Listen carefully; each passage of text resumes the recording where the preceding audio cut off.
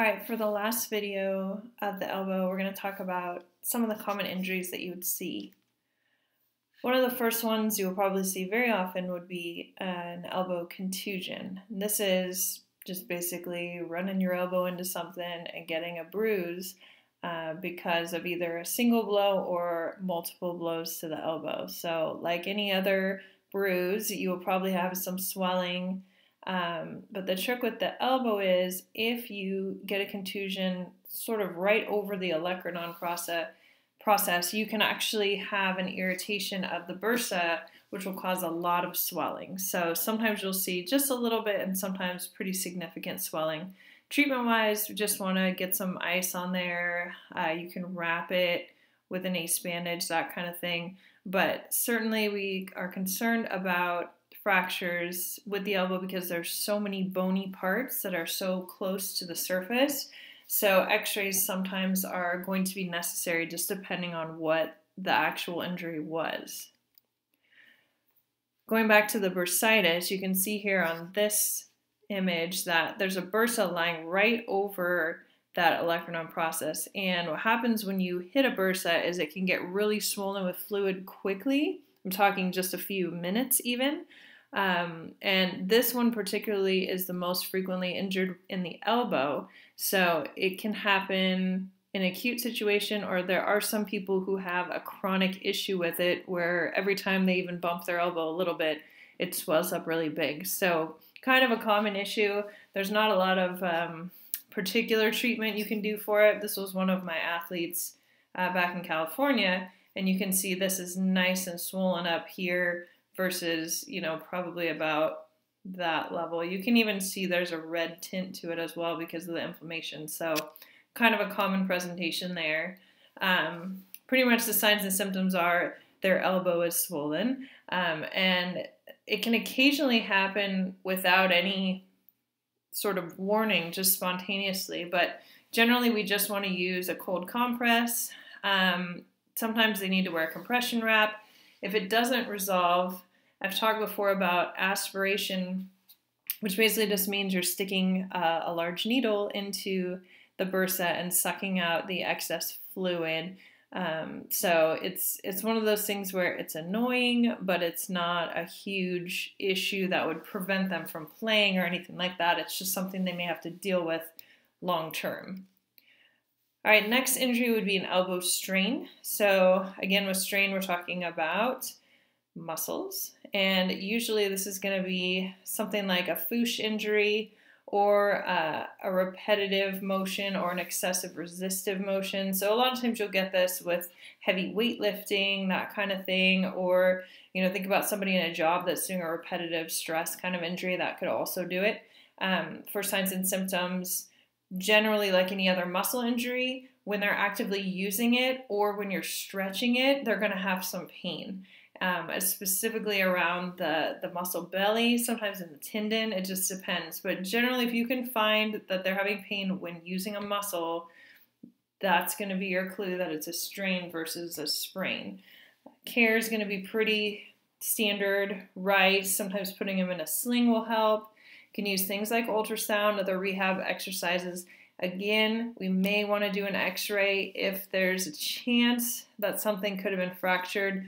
Thinking more in this case of like an avulsion fracture because of the nature of this type of injury. So if you remember, an avulsion is when a little piece of bone gets pulled off by a tendon or ligament that's been overstretched. So that's kind of your concern with an elbow strain, but in any other case, just treat it like you would any other muscle strain. All right, the UCL we talked about briefly in one of the previous videos. And this is your primary resistance against valgus stress. So in an athletic setting, we're thinking, a throwing, early acceleration of throwing, which is kind of when you're just about to release the ball. You can also get it during tennis. You can also get it with golf if you don't have an appropriate swing going on. But it's basically anything that's going to overstress the medial side of the arm. And that's the valgus stress or repetitive stress. So generally, you're going to see this possibly in conjunction with tendinitis, but most commonly is going to be some kind of a repetitive stress or somebody fell I had someone tell me just the other day that they had kind of fallen down a staircase and caught it with their arm on the way down, so it really did a strong valgus force, and that irritated this ligament pretty badly. So you're looking for either a specific trauma or repetitive stress trauma. Signs and symptoms, you may not be able to see anything, but they're going to have pain right over that medial aspect where I showed you where the ligament is. They may have some swelling, it just depends.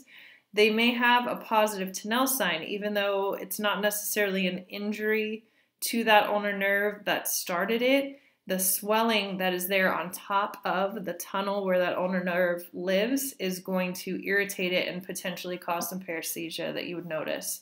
If you took an x-ray of this person, you may see some hypertrophy on that humeral condyle. Just again, if it was a repetitive stress kind of injury, you're going to see those bony changes as a result. So think about your, again, pitchers, golfers, people that are repetitively using that muscle are going to have some changes that will show up on x-ray versus a one-time injury where they would not.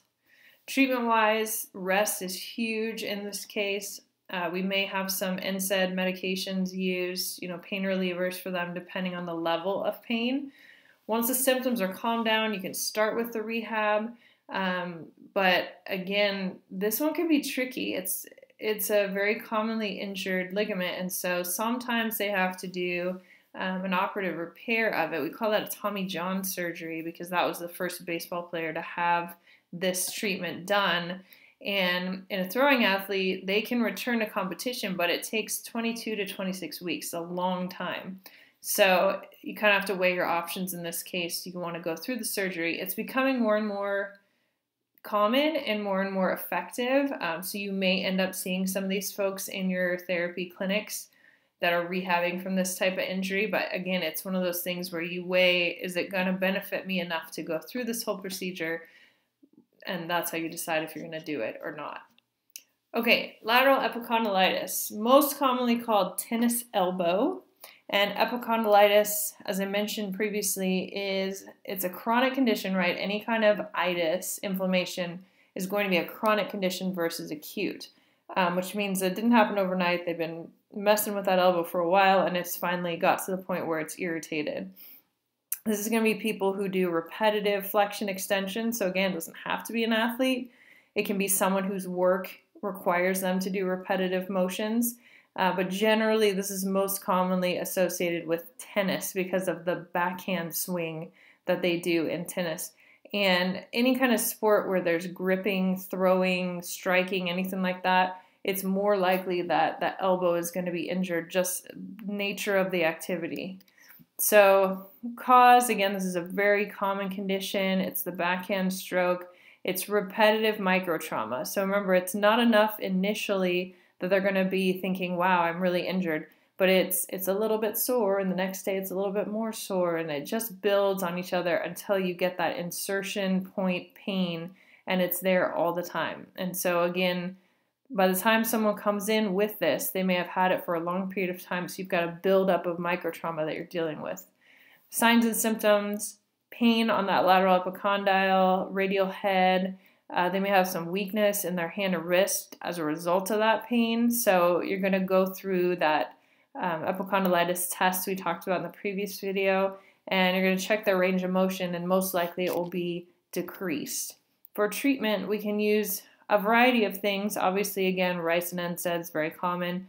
Rehab, deep friction massage, very helpful. We like to use these counterforce braces like this that are going to distribute the pressure over that tendon. So a lot of times, because you have so many muscles inserting onto the same place, there's a lot of pull on one specific point in the bone. So if I can compress over those tendons and distribute where the pull is occurring, I can take some of the pressure off of it and help alleviate the pain. So they can do it with this type of brace. They can use a neoprene sleeve. There's taping techniques. There's kinesio taping techniques. But obviously, the best thing to do would be making sure that the person, whether it's an athlete or a worker, is doing their skill effectively and correctly so that they're not getting injured. So it's one of those prevention is best kind of injuries. Same thing with medial epicondylitis. Now this is going to be your pitcher, racquetball player, golfer. It's on the medial side, exact same injury, but it's something that's causing a lot of flexion of the wrist versus extension. So medial epicondylitis is a flexion injury, lateral is an extension injury. This happens quite often in young baseball pitchers when they're learning that curveball because they do that excessive flick to get the flexion that they need. It can also be the forehand stroke in racquetball, or golfers that just are putting too much wrist flexion when they're following through with their swing. So again, signs and symptoms: pain on the epicondyle. It can radiate down the arm. This can be really painful, specifically this one. Well, either one's really painful, but this one can come all the way down the arm, and you can get some nerve impingement, so you can get kind of a radiating pain. And generally they can move the wrist okay, but if you're resisting it at all, it's going to be pretty painful for them. Treatment-wise, same kind of thing: conservative treatments, resting it, using ice, pain relievers, etc. Same brace I showed you, just be placed in a different place. And sometimes they have to rest for several days just to get it to calm down. So it depends on the case.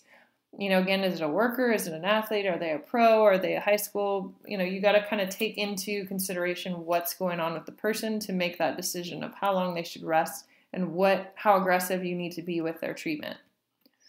Little league elbow, I'm just going to mention it. It's becoming more common because we've got these kids that are pitching younger and younger and younger and at a higher level. So now it's about 1 in 4 that are getting this injury. It's repetitive microtrauma. It has nothing to do with the type of pitch they're throwing. They used to think, oh, for sure it's from the curveball. Now they don't think that that's true. It's just a growth disorder. It's super complicated, but just understand that when you've got a kid that you're working with that's young and is pitching, this is very common, and it's a repetitive stress injury on the medial side of the elbow. It's a very slow onset.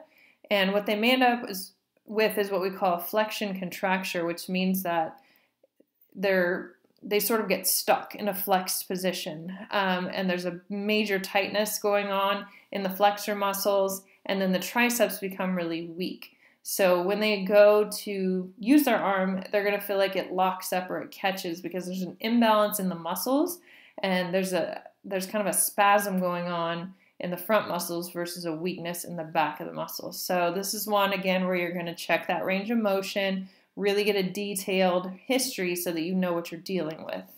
Treatment, again, the same. They're going to stop throwing until you have figured out exactly what is causing that, and you've got their range of motion back to normal. Especially with that flexion contracture, you don't want that to keep going because then you can get some changes in the nerve function if they're getting impinged, or even vascular changes. So pretty important to just keep this one under wraps until you get it figured out, get it calmed down, get them back to where they normally need to be. And then a lot of times you may need to have a surgical intervention if there's been any avulsions or loose bodies, little pieces of cartilage that have been pulled off.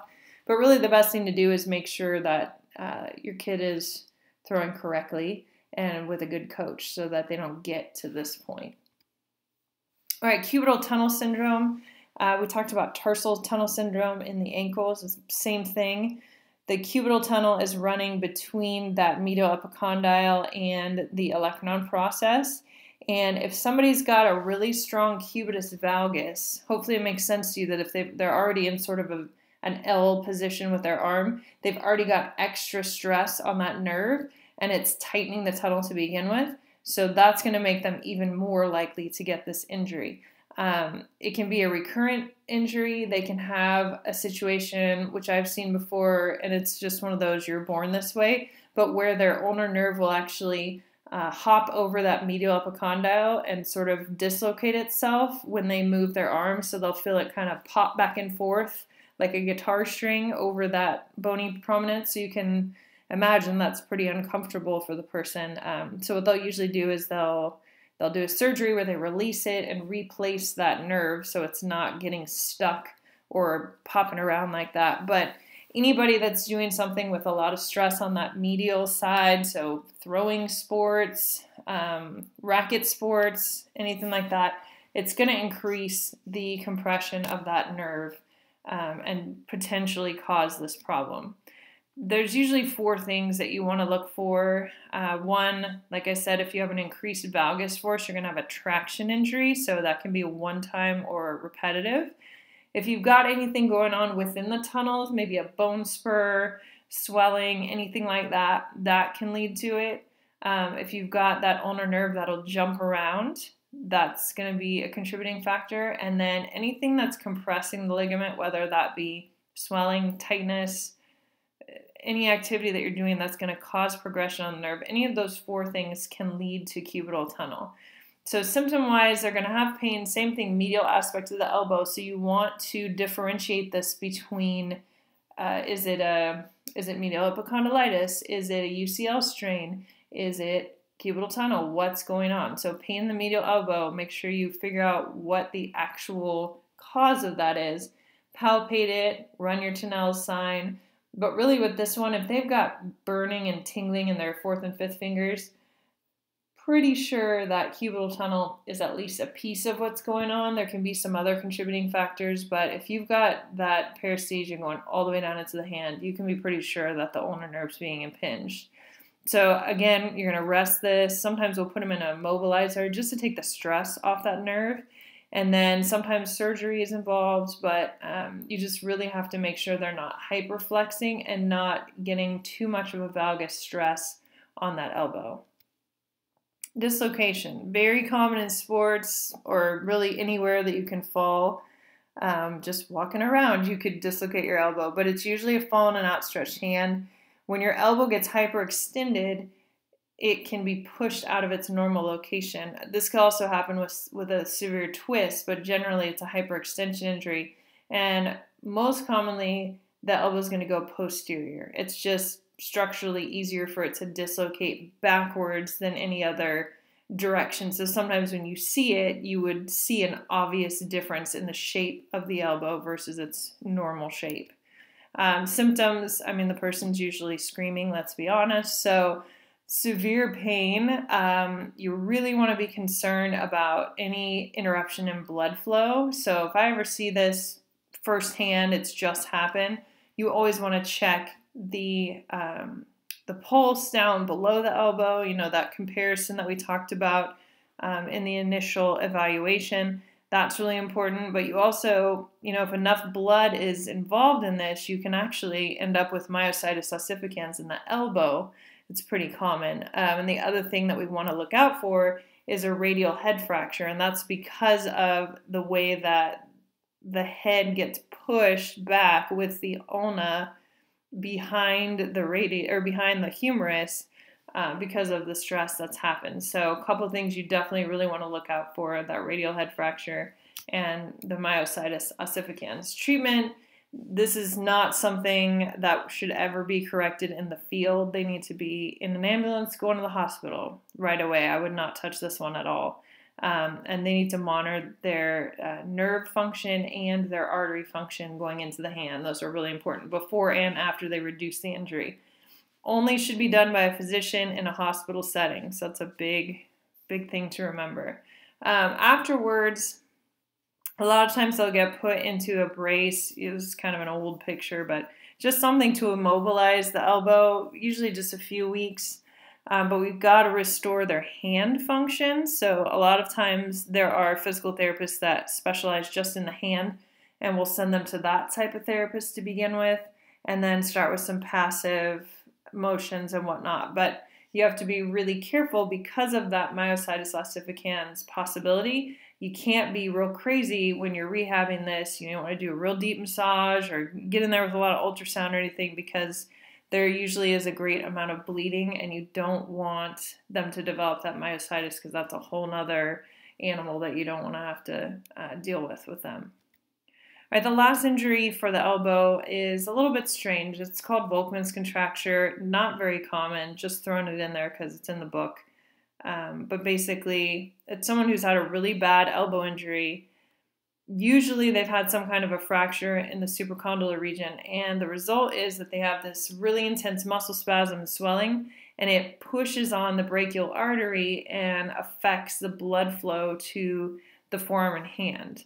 So this is a problem because it can be a permanent issue. Obviously, that's not something you want. So if the person has pain in their forearm, especially if they're extending their fingers, we're going to start to be a little, something's going on. So you're going to want to check their pulses with that movement and see if there's any change.